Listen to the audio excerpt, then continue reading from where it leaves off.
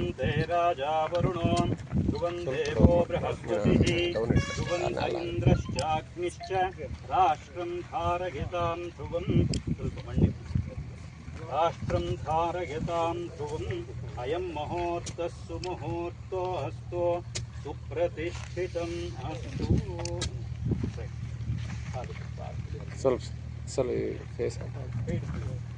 ओम आप्यायस्व समेतु ते विश्वतस्सो भवृष्णियं भवावाजस्य संगति।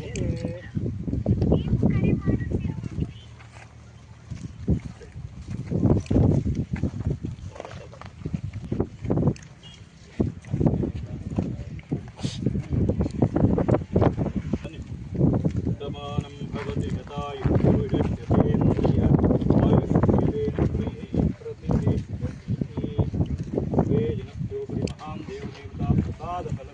ಕ್ರೀಡಾಂಗಣ ಈಗಾಗಲೇ ತಮಗೆಲ್ಲ ಗೊತ್ತಿರುವಂತೆ ಚಳ್ಳಕೆರೆ ನಗರದಾಗೆ ಅದು 6 ಎಕರೆನಲ್ಲಿ ಇದೆ.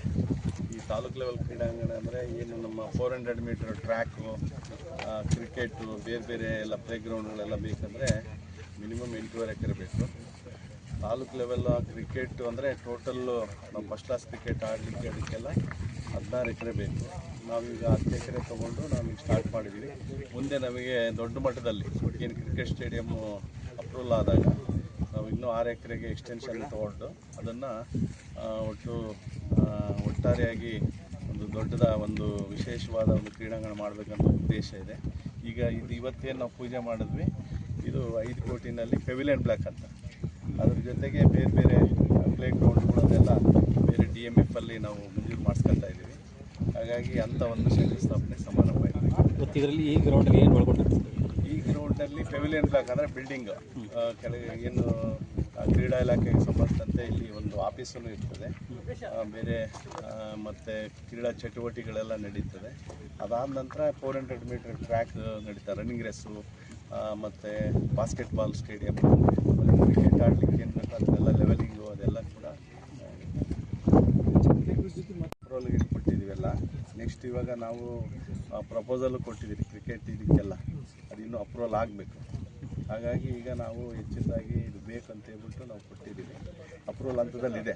ಬಟ್ ಈಗ ಸದ್ಯ ನಮ್ಮದು ಇಲ್ಲಿರೋಂಥದ್ದು 5 ಕೋಟಿ ಮತ್ತು ಇನ್ನು DMF ಅನುದಾನದಲ್ಲೇ ನಮಗೆ ಈಗ ಮುಂದೆ ಬೇರೆ ಬೇರೆ ಇವನ್ನೆಲ್ಲ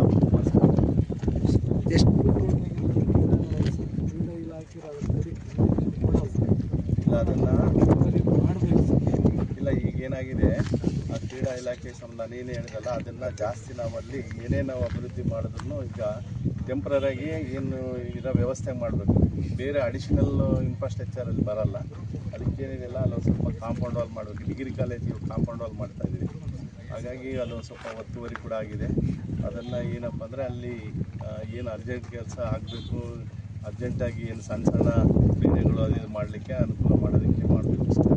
ಯಾಕಂದರೆ ಇಲ್ಲಿದ್ದೆಲ್ಲ ಇಲ್ಲೇ ಇದನ್ನು ಇಂಪ್ರೂವ್ ಮಾಡಿ ಇಲ್ಲಿ ನೋಡಿ ಸುಮಾರು ಇವೆಲ್ಲ ನೋಡ್ತಾ ಇದ್ದೀರ, ಇಲ್ಲಿ ರೆಸಿಡೆನ್ಷಿಯಲ್ ಸ್ಕೂಲ್ಗಳು ಸುಮಾರು ಕಿತ್ತೂರು ರಾಣಿ ಚೆನ್ನಮ್ಮ ರೆಸಿಡೆನ್ಷಿಯಲ್ ಸ್ಕೂಲ್ ಇರ್ಬೋದು, ಇಂದಿರಾ ಗಾಂಧಿ ವಸತಿ ಶಾಲೆ ಇರ್ಬೋದು, ಜೊತೆಗೆ ಸುಮಾರು 1200 ಜನ ಸ್ಟೂಡೆಂಟ್ಸ್ ಹೋದಂಥ ಕ್ಲಸ್ಟರ್ಸ್ ಹಿಂದುಳಿದ ವರ್ಗಗಳ ಇಲಾಖೆ ಇರ್ಬೋದು, ಆದರ್ಶ ಸ್ಕೂಲ್ ಇರ್ಬೋದು, ITI ಇರ್ಬೋದು, ಎಲ್ಲನೂ ಕೂಡ ಆ ರೈಲ್ವೆ ಟ್ರ್ಯಾಕಿಂದ ಈಚೆಗೆ ಸುಮಾರು ಒಂದು 5000 ಜನ ವಿದ್ಯಾರ್ಥಿಗಳು ಇಲ್ಲಿ ಆಗೋಂಥದ್ದು. ಹಾಗಾಗಿ ಇದು ಒಂದು ಸ್ವಲ್ಪ ಸಿಟಿಯಿಂದ ಎಷ್ಟು ರೈಲ್ವೆ ಟ್ರ್ಯಾಕಿಂದ ಒಂದು 2 ಕಿಲೋಮೀಟ್ರ್ 2-3 ಕಿಲೋಮೀಟ್ರ್ ಆಗುತ್ತೆ.